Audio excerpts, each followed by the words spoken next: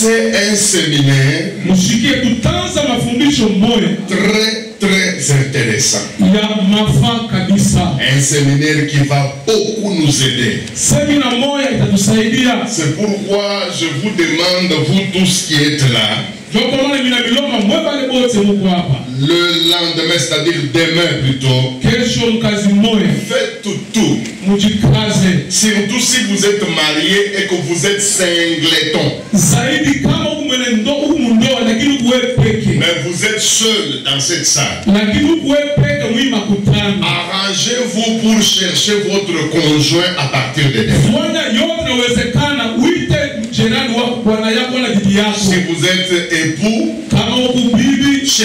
cherchez votre épouse. Et si vous êtes épouse, faites tout pour que votre épouse soit là.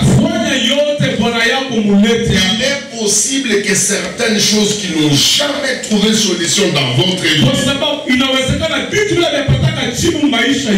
puissent trouver leur solution pendant cette semaine. Ou vous êtes seul enfant ici. Vos parents ne nous fréquentent jamais. Vous êtes le seul à venir chez nous au chemin de Damas. Et depuis un certain temps, nous évoluons avec vous. Arrangez-vous pour inviter vos parents.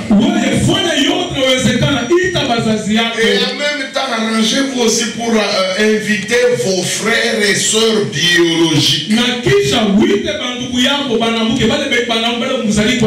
Les gens avec qui vous avez partagé un même ventre. C'est très important, je vous dis. Et si vous êtes fiancé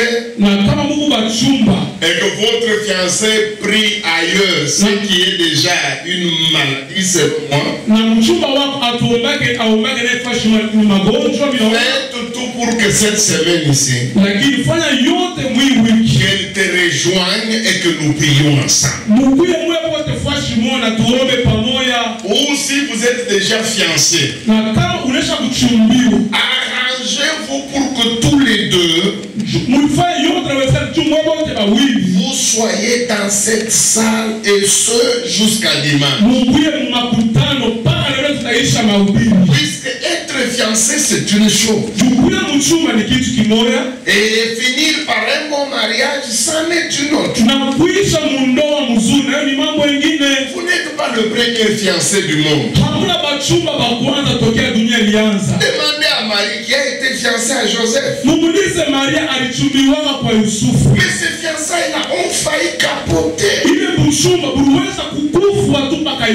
vous dis, Marie était à 2 nez d'être chassée. Où était l'intervention de Dieu? Marie ne serait pas mariée à Joseph. Donc, le fait d'être fiancé, c'est une chose. Mais le fait d'aboutir par un bon mariage, ça n'est une autre. Alors notre enseignement va porter sur le mariage et la famille. Si vous partez d'ici et qu'on vous demandait là où vous avez l'habitude de rester, de quoi est-ce qu'il est question au chemin de Damas, voie du salut? Il est question de quoi cette semaine? On enseigne sur quoi? Même nos amis qui interviennent au niveau de la radio, même ceux-là qui gèrent notre page, Facebook, YouTube, tout ça. Si on vous demande de quoi est-ce que le pasteur Esdras Tekipouche est en train d'enseigner, eh bien dites-leur que nous sommes en train de voir un enseignement qui porte porte sur le mariage et la famille. Il n'est pas seulement question de la famille, non. Il n'est pas seulement question du mariage, non. Mais il sera question d'explorer ce grand monde. Ce grand monde du mariage et de la famille. Et je vous informe qu'il y a à boire et à manger. Le mariage concerne tout homme. Je peux parler du travail. Le travail ne concernera que les travailleurs et les chômeurs. Un point, un trait. Je peux vous parler de la maternité, comment préparer l'accouchement et tout ça. Ça ne regardera que les femmes qui ont l'habitude d'accoucher. Les hommes, ils diront, bon, moi, je ne prendrai jamais de grossesse. Ça ne regarde.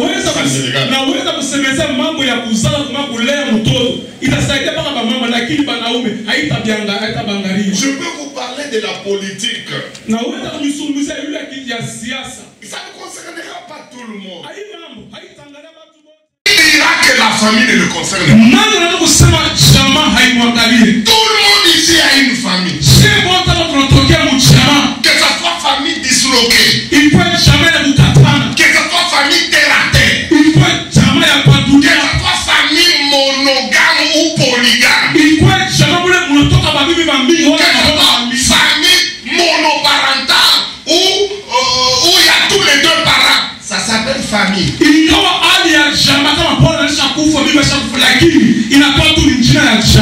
Ça vous dire combien ce thème nous concerne. Vous faites semblant, mais ça va vous ramasser. Alors, nous allons voir pendant tous ces de dimanche à dimanche, c'est-à-dire 8 jours. Nous allons voir avec vous le mariage et la famille. Soyez-en sûrs d'avance. On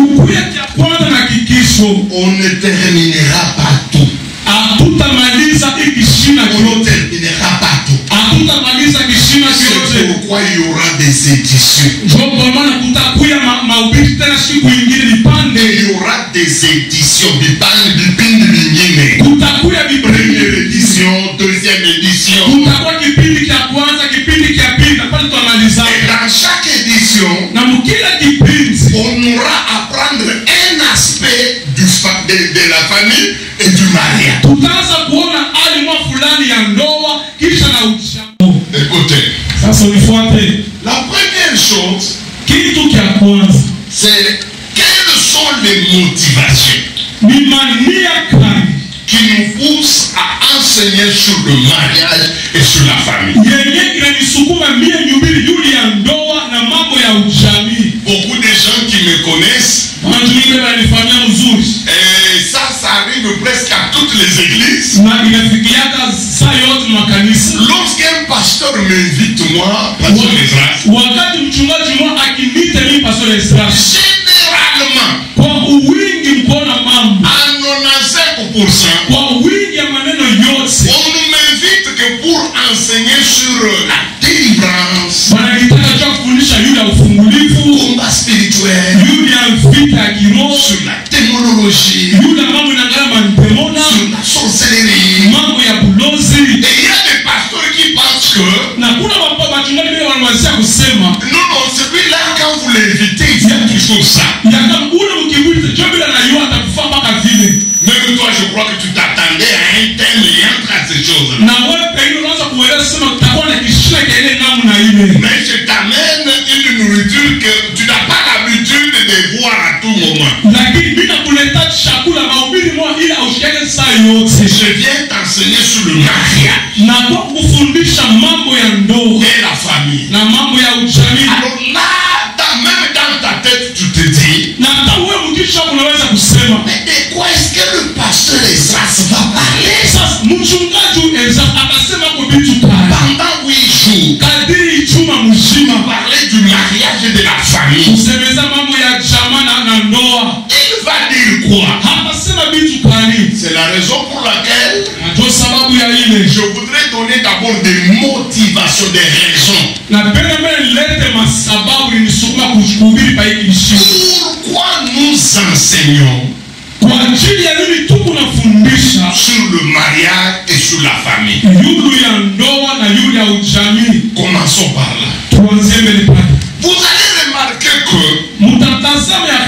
il y a à peu près, selon moi, il y a à peu près 8 grandes raisons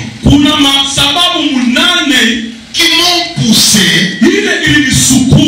à enseigner aujourd'hui sur la famille et le mariage, ou sur le mariage et la famille pour respecter l'autre. Mais je ne sais pas si on verra toutes les 8 raisons qui sont poussées à... Je vais te laisser tout le temps. Toutes les 8 raisons qui m'ont poussé à enseigner sur ça.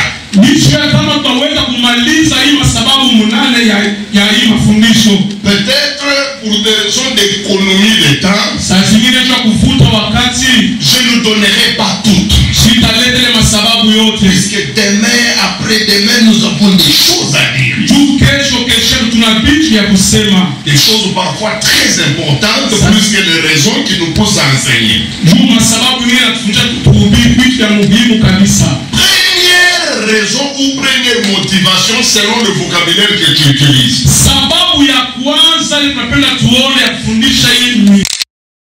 Sur le mariage et sur la famille.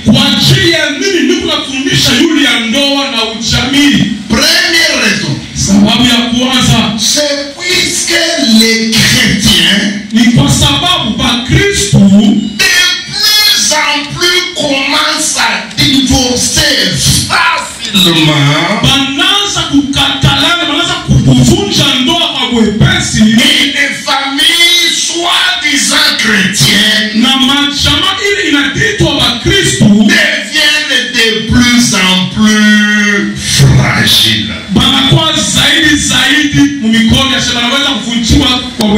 Pourquoi j'enseigne sur le mariage et sur la famille? Première raison, nous avons remarqué que de plus en plus les chrétiens commencent à divorcer facilement. Et leur famille, c'est-à-dire les familles des chrétiens,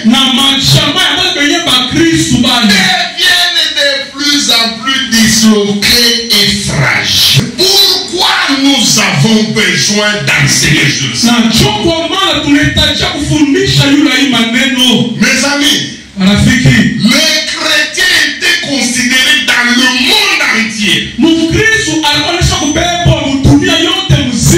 Je vous dis la vérité, dans le monde entier. Nous ne sommes pas seulement au Congo. Nous ne sommes pas seulement en Afrique. Ce que je suis en train de vous dire, c'est partout dans le monde. Les chrétiens sont les seuls peuples qui étaient reconnus comme étant déjà attachés à la famille et au mariage. Il y a même un musulman qui m'a dit, nous les musulmans, on a envié il y a longtemps les chrétiens. Puisque les chrétiens, nous avons remarqué qu'ils étaient trop attachés à leur conjoint. Ils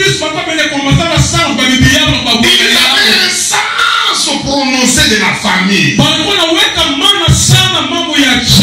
Le chrétien ne chassait pas sa femme facilement. Les chrétiens ne répudiaient pas leurs hommes aussi facilement qu'ils le font. Mais nous avons remarqué qu'ils nous ont rejoints, nous les musulmans. De plus en plus les chrétiens chassent leurs conjoints dans une indifférence totale. mingi bakristo banataka kufukuza mabwana yao abashutuka hata kushutuka. Lui-même il chasse sa femme, il est indifférent. Ça veut dire anafukuza bibi yake asishutuka hata kushutuka. Son église ne dit rien. Kanisa yake iko tu kimya kwa ile. Et là où ça va vous faire mal, c'est son pasteur qui encourage même. Faut que vous allez. Non, c'est son pasteur qui lui demande de chasser sa femme. Mais il faut la kadada Kenine, kadada Elodie. Je vais te proposer une autre sœur Elodie. Souvent tu vas prendre manjira ya de on a sonné des ça ya kizungu Elodie. Ils sont ces gens de noms qui sont très bien. Elodie. Elle est adictive, je vais te la ramener ici. Et les gens sont en train de chasser leurs femmes. Et les conséquences sont incalculables.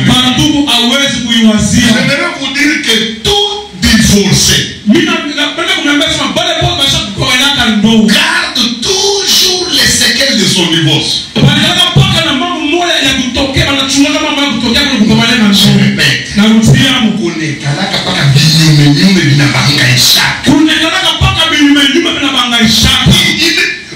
ou t'as divorcé Léo. Tu vas divorcer aujourd'hui. Et tu te remaries demain. 45 ans. Après 45 ans de remariage. 45 ans. Mais durant tous ces 45 ans, les gens qui sont intelligents et qui observent votre vie, ils verront toujours les séquelles. Ils verront toujours les conséquences qui viennent de votre divorce. Vous pouvez bien parler français après le divorce. Ce n'est pas votre français qui va souffrir du divorce. Ce n'est même pas votre orgueil naturel qui va en souffrir. Vous pouvez continuer à être orgueilleux même après le divorce. Mais votre famille ne sera la même. Utalanda watu no bego napatana na mama wa sasa bibi mimi mbeba unaona munga shiriko na roho bongo papa saka mutakula tulumbu watatu atuloko metutakufanya hivi. Il y aura toujours des conséquences qui vont te poursuivre après le divorce. Mes amis, j'ai toujours dit tout divorcé est un malade. Tout divorcé est un infirme. Maintenant l'infirmité est à plusieurs niveaux. Il y a des divorces qui vous laissent infirme mentalement. Il y a des divorces qui vous laissent infirme sentimentalement.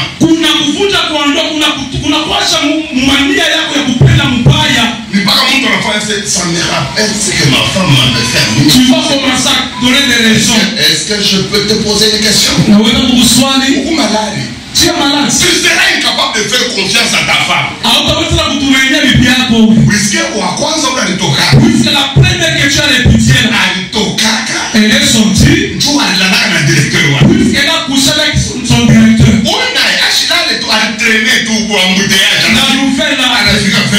Elle est arrivée un peu tard à 20h. Jeannette, est-ce que je peux te poser une question? Tu l'appelles Jeannette ou est-ce que tu es sincère envers moi? Pourquoi tu poses cette question? Tu es déjà entamé. Tu es déjà malade quelque part. Tu as déjà des cicatrices quelque part. Ça, c'est à ton niveau. Maintenant, nous allons chez les enfants. Prenez les enfants de divorcés. Vous n'avez aucune idée. J'ai reçu dans mon bureau des enfants de divorcés. J'entends toujours ces deux phrases. S'il m'était donné, pasteur, de renaître dans ce monde, jamais je ne choisirai cette famille. Jamais je n'aurais accepté d'avoir comme père ce papa et cette maman. C'est la première phrase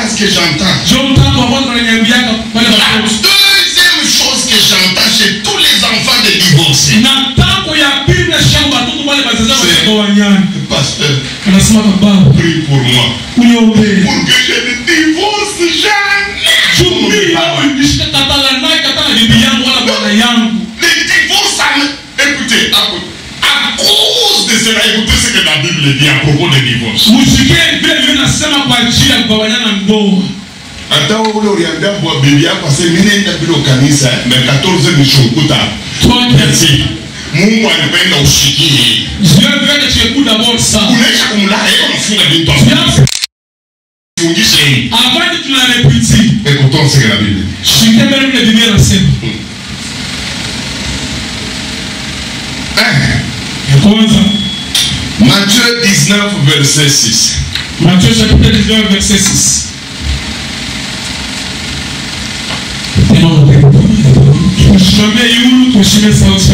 Matthieu 19, 6, nous lisons nos puissants de Jésus. Ainsi, ils ne sont plus deux, mais ils sont une seule chair. Voilà. Que l'homme ne sépare pas ce que Dieu a l'homme ne fasse pas quoi? Ne sépare pas ce que Dieu a joint. Dans le divorce, la première chose, c'est la séparation. Première conséquence, c'est la séparation. D'abord, la séparation entre les deux conjoints. Mais elle ne se limite pas là-bas. Cette séparation-là, elle peut être aussi entre les enfants et le papa.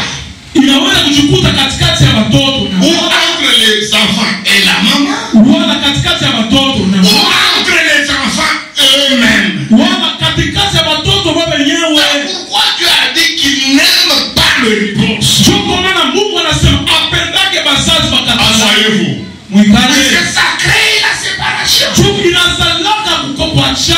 Dans la Bible, il y a eu une famille de 4 personnes.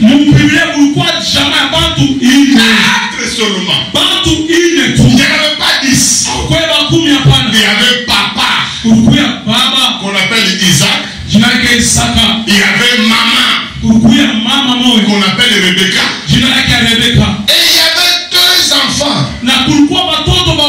Surtout ces 2 enfants n'étaient pas grands frères et petits frères dans le sens chronologique du temps. Non, ils étaient jumeaux. Jumeaux, des vrais jumeaux.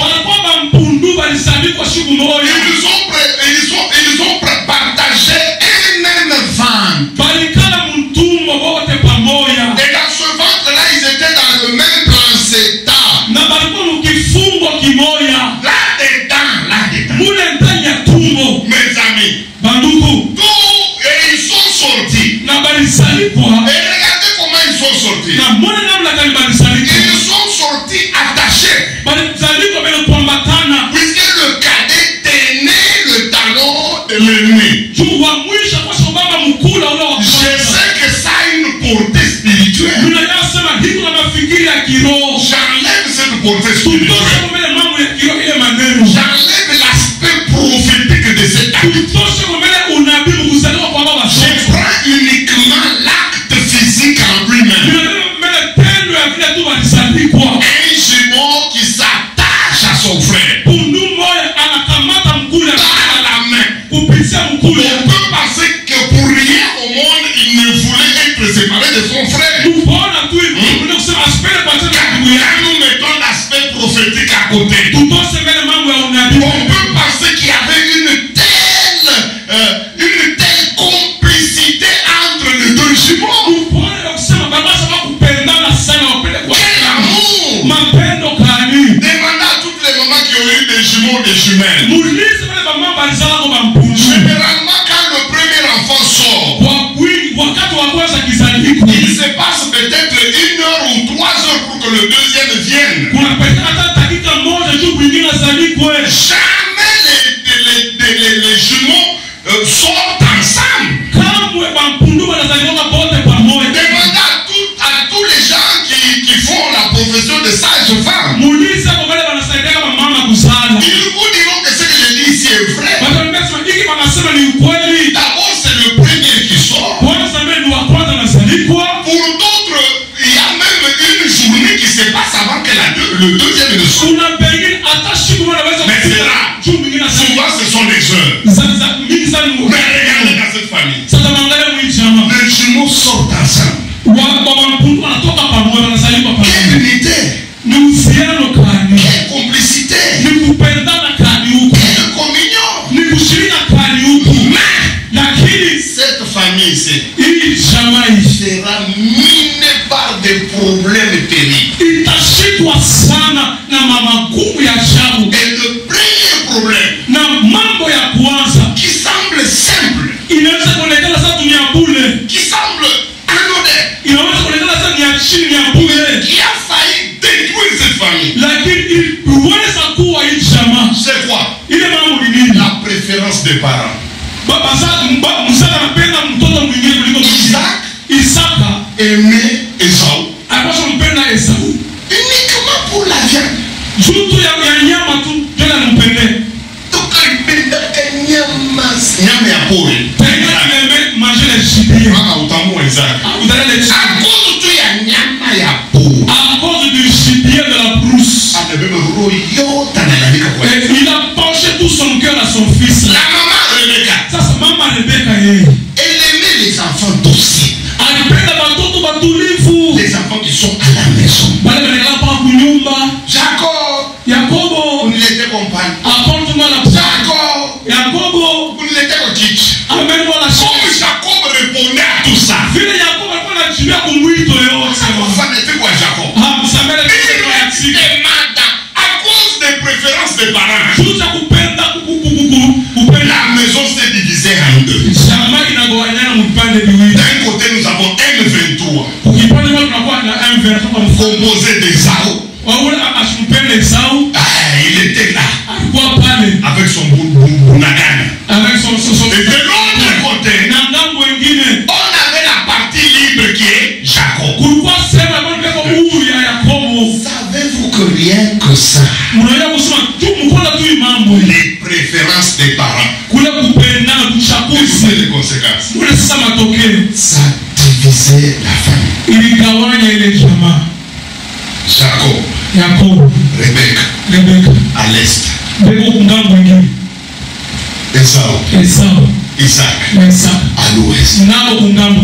Entre deux jumeaux, une haine terrible.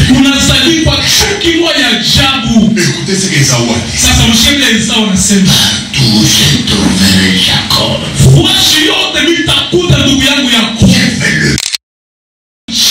Comment une famille de 4 personnes on arrive à ce niveau-là? C'est pour dire combien la famille peut être faible. Combien la famille peut subir les conséquences d'un esprit de séparation. Certes, tu me diras que Isaac et Jacob et Rebecca n'ont jamais divorcé. Tu as raison. Ce que vous appelez divorce, c'est la séparation physique. Mais je voulais te dire que vous pouvez être dans une même maison.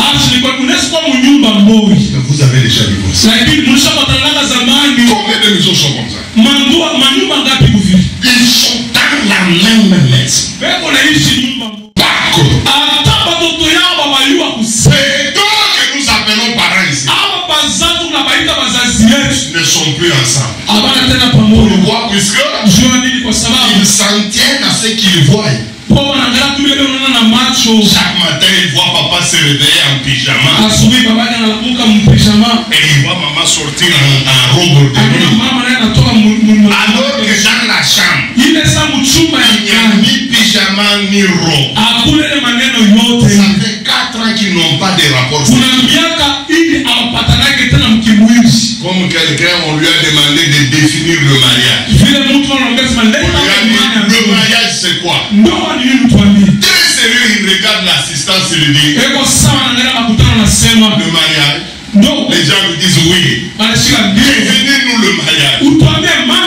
Il dit c'est la seule guerre au monde où son adversaire partage le même lit avec vous. Votre adversaire partage le même lit avec vous. C'est ça le mariage. Donc pour lui le mariage, c'est la seule guerre au monde. Où votre ennemi partage votre lit. Combien sont dans ce cas-là? Où tout le monde a ses choses à lui. Ils sont dans la même chambre. Quand ils sortent le matin, vous pouvez avoir l'impression qu'ils sont encore mariés.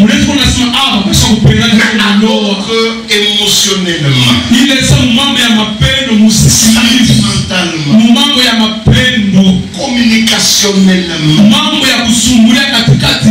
ils sont déjà divorcés. Et même quand vous prenez leur téléphone, ils ont même changé. Avant que cette situation arrive, la femme avait déjà mis le numéro de son mari sous le nom de mon chéri. Quand son mari appelle, le nom qui va apparaître, c'est mon chéri. Mais maintenant, ça fait 5 qu'ils n'ont plus rien en commun. Le mari ne peut pas toucher à son téléphone. Elle ne peut pas toucher au téléphone du mari. Alors dans la colère, elle change même. Quand le mari appelle, le nom qui sort, c'est Hitler Adolf Shakazur. Et son mari aussi n'est pas resté à l'aise. Lui aussi il a changé. Au début, c'était le nom qui apparaissait quand on appelait, c'était miel, mon miel. Mais maintenant quand la femme appelle, et que vous prenez le téléphone, vous trouvez le mot Delilah, donc l'homme qui avait tué Samson. Même les enfants eux-mêmes se donnent des papas. Il y a une femme qui appelle ici Delilah et dit elle est en haut. Il sait Delilah Minan. Puisque le mari connaît la Delilah là qui appelle ce qui. Ils sont déjà divisés. Alors le fait d'être ensemble, c'est pas ça qui prouve que vous êtes encore dans le mariage. Les Africains, c'est fréquent. En Afrique, souvent, quelqu'un peut divorcer en 2010. Mais il n'y a pas séparation physique réelle. Mais ils viendront se séparer officiellement en 2023. Ça vous étonne, vous qui apprenez.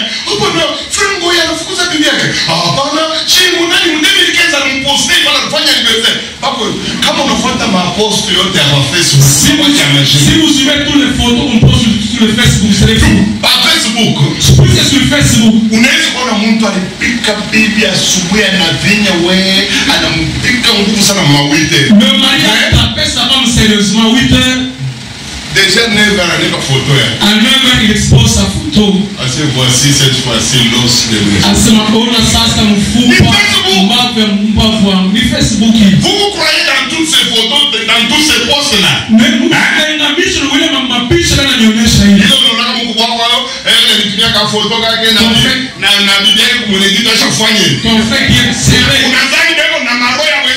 Tu penses que non, non. C'est faux. Combien de fois tu as trompé ton mari de cette façon? Oui, c'est tu sais que ton mari aime cela. Si tu l'offenses, comment est-ce que je vais le récupérer encore? Tu flashes une photo. Est-ce que vous pouvez m'aider à souhaiter à cette belle créature bonne journée? Sans elle, je ne peux pas vivre. Il est sans on a 4 universités. Au moment où tu en as 4 universités, tu trompes ton mari. Donc le physique, c'est pas vraiment ça le mariage. Mais quand en 2023, là, vous autres commencez à vous étonner. Mais la femme qui vous dit, vous voyez votre frère ici. Je négociais depuis 2013. Ça fait 2013 qu'il ne m'a pas encore révélé ça. Il vivait dans tu vois que les chèques, ce sont les orphelins. Vous vous trompez. Il n'y a que 20% qui sont des orphelins. 80%. Ils ont les deux parents en vie. Alors je me posais la question. Comment les deux parents en vie peuvent abandonner leur enfant? J'ai trouvé un chèque s'il vous plaît. De 3 ans. Je change son nom. Je l'appelle Junior. Qui connaît 3 ans. En train de frissonner à 3 ans. La pluie est tombée sur eux. Mon cadet. Il a 8 ans. Mais il ne supporte jamais de dormir seul dans une chambre. Mais Junior là, il n'a que 3 ans. Je l'ai trouvé où? Au niveau du poteau du zoo là. 3 ans. Mais en train de frissonner de froid. J'avais des larmes aux yeux. Je lui ai dit, ton père c'est qui? Pasteur. Il a dit, c'est un pasteur. Ceux-là qui chassent. Ceux-là qui sont. Nous il a abandonné son fils de 3 ans. Sa maman. Elle aussi c'est une maman présidente. Comment est-ce que tu te retrouves ici? Maman était épuisée. On a pris une nouvelle. La nouvelle quand elle est venue, elle m'a vu toute le jour en train de l'étrangler. C'est alors que mon père m'a chassé. Ce pasteur, vous le verrez devant la télé. vous avez un problème. Jésus est là.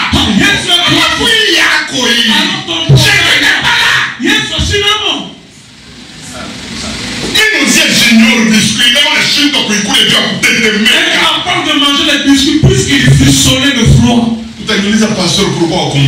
Tu peux me dire pourquoi si tu l'as pas? Je voulais le faire, mais le Saint-Esprit m'a interdit. Monsieur, pourquoi? Je ne sais pas pourquoi. Mais tout ce que j'ai fait, qui ont dit ma foi, arrivé à ce niveau-là au dessus, je lui laisse un peu d'argent. C'est ce que je fais. Jusque là, je ne sais pas pourquoi c'est le Saint-Esprit. Je ne dis pas ça. Je sais, mais qu'on a boulot, je l'ai jugé, on n'a pas là. Dans ce domaine, je suis le grand. Pas le grave, Dieu m'a déjà aidé. Dieu m'a aidé. J'ai une grâce dans ça. Parce que ma ennemi, mais toi, t'as pas compris les phrases à quoi il a les 4. Thomas Kanasima est au grave.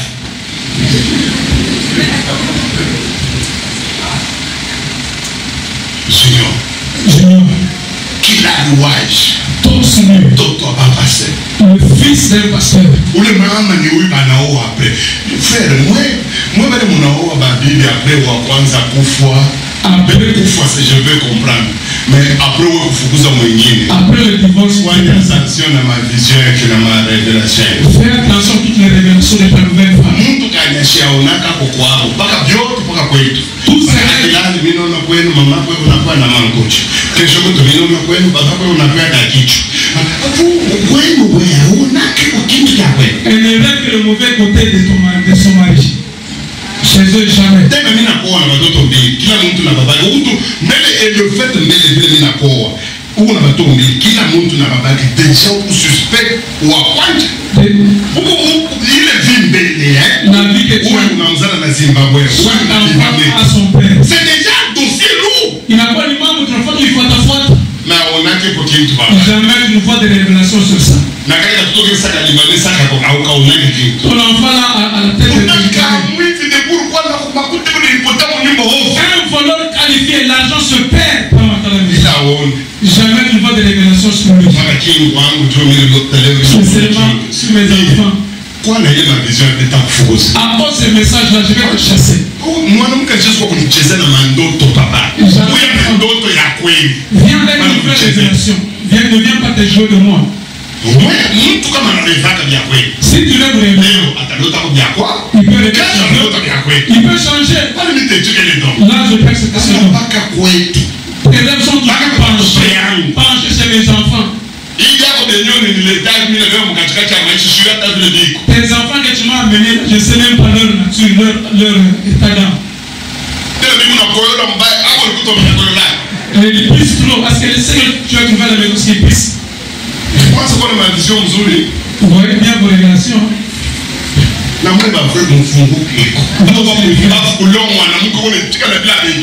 soyez pas insensés, vous aimez trop.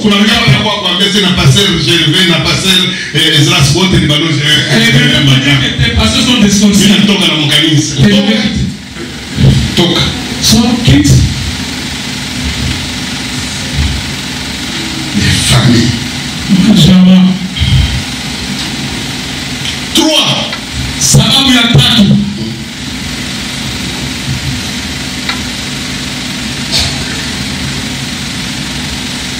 Pourquoi j'enseigne sur le mariage et sur la famille? C'est puisque de plus en plus le mariage et la famille sont devenus des loin des endroits les plus gais, des endroits où il fait beau vivre. Ce n'est plus le cas. C'est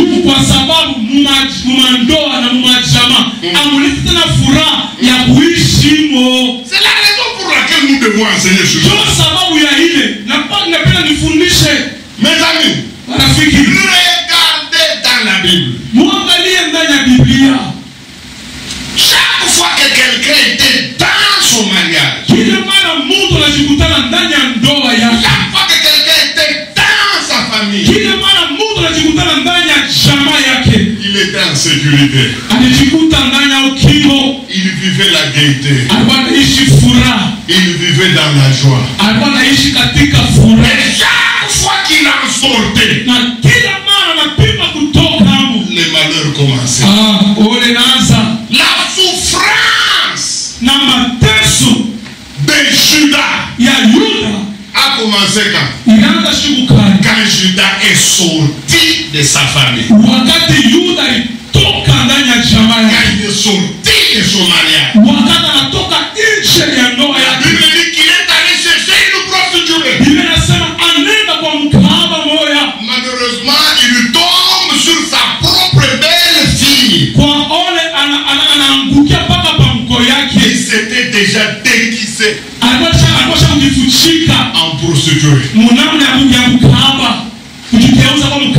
Prenez celui que vous appelez l'homme selon mon cœur. David. Tout a été parfait dans sa vie. Il n'y a pas un endroit où David se réjouissait comme dans son mariage et dans sa famille. Quand est-ce que les bobos de David ont commencé? Quand est-ce que les déboires de David ont commencé? Quand est-ce que sa famille a commencé à être minée? C'est quand il est sorti de son mariage. Il est allé vers la femme d'Uri. Cette femme, on l'appelle Bathsheba. Et pourtant, avant que les choses ne se dégradent, il avait commencé par poser la question. Et on lui a donné toutes les informations pour qu'il n'aille pas loin. Il regarde, il voit une femme qui se baigne. Toute nue. En exposant toutes les rondeurs et les formes. Ça l'a attiré. Mais avant qu'il n'aille loin, il a quand même posé la question. Qui est cette femme qui s'est là? Écoutez les réponses qu'on lui a données. Ça devait lui faire peur. On lui a dit c'est une femme mariée. C'est déjà une barrière.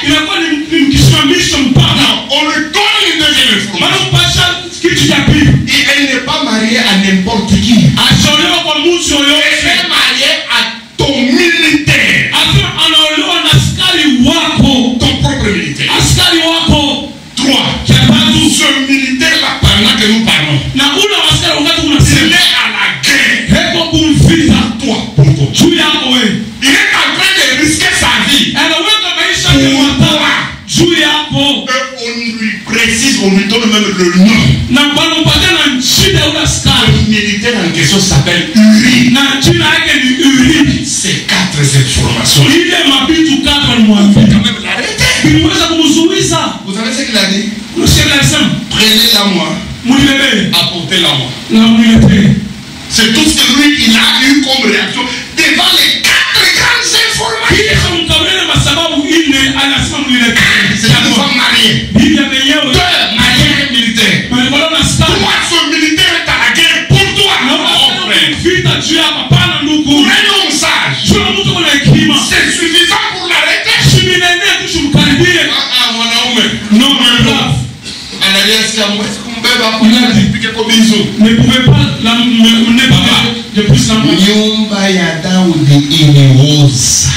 maison a commencé à se détruire à partir de 7 ans.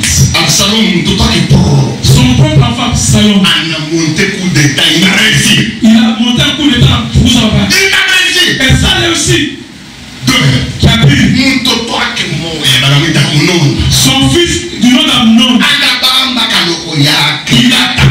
Sa fille, et il a déviergé. Et il a déféré. Dans la maison de David, c'est pourquoi il est sorti. De sa famille. De son mari. C'est ce que nous constatons aujourd'hui. La famille qui était un lieu de refuge. La famille qui était un lieu de sécurité. Dans le temps, la famille est sacrée. Je ne peux pas me jouer de l'église. Ce sont les dieux dans ce monde. Il n'y a plus ce terme. Et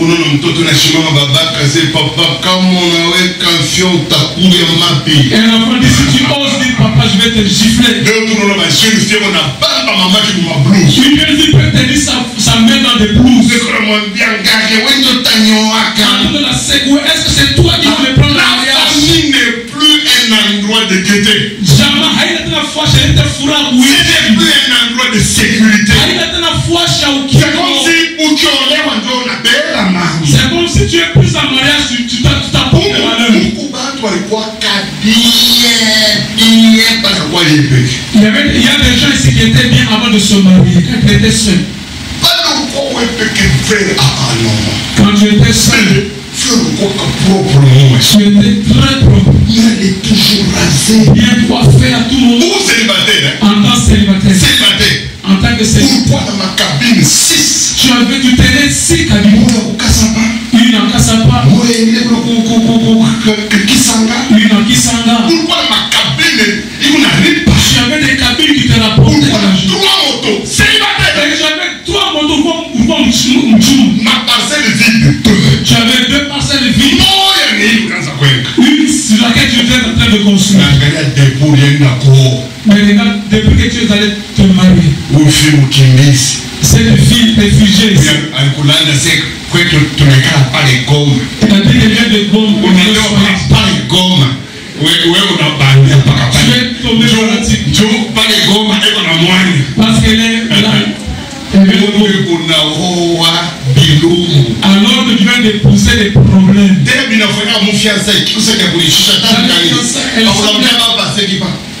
Avec trop de respect exagéré.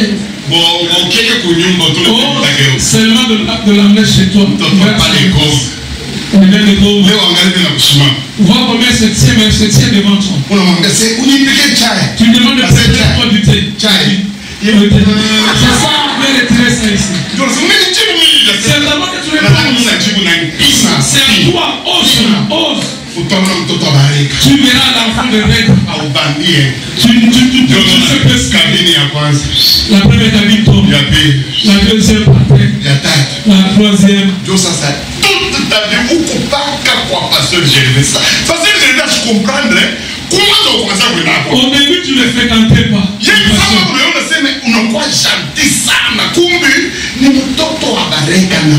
Puisque tu es pourri dans ton foyer, c'est pourquoi tu viens voir le pasteur. Et pourtant chez toi tu as tout. On a préféré maman Bétiane. Tu préfères que la maman pasteur prépare. Tout les gens c'est cool. Puisque tu sais que chez toi là-bas, tu vas soupe. Tu vas trouver la soupe. L'eau au-dessus.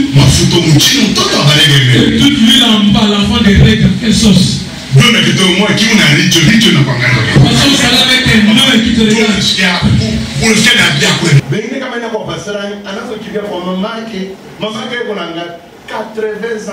Les autres filles de la maman. Les pasteurs vont la chercher.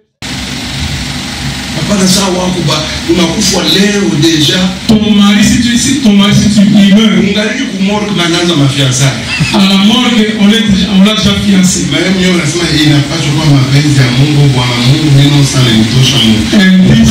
Que c'est la volonté de Dieu.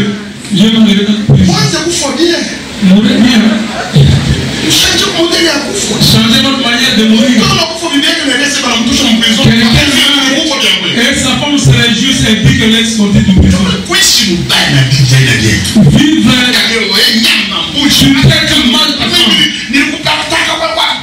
Tu l'insultes de tout le monde. La femme, tu ne dois pas la traiter comme ça. Tu dois la couvrir d'amour, plein d'amour. Habille-la, entretiens-la. Elle va être amoureuse de toi et tu vas la diriger d'un seul coup de main. C'est pas tu ne combats jamais tes frères et sœurs. Et les enfants te retiennent. Arrête de faire bien que si tu vas réussir. Tu ne te bats avec les femmes. Moi j'aime pas de problème. Devant les garçons, tu t'excuses. Ma problème par la vie. Maman ou pas la Bible. Tu as entendu John Cena.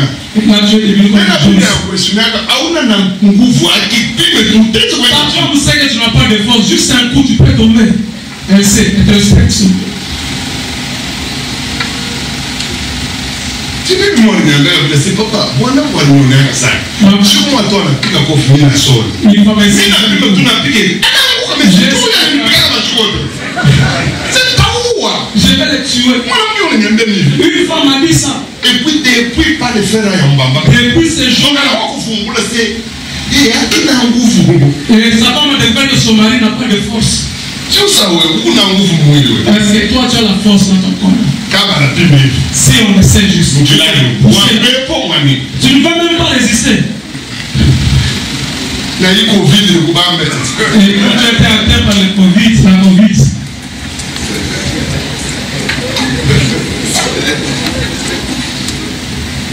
Ça y est. Le temps est parti. Revenons demain que nous allons continuer.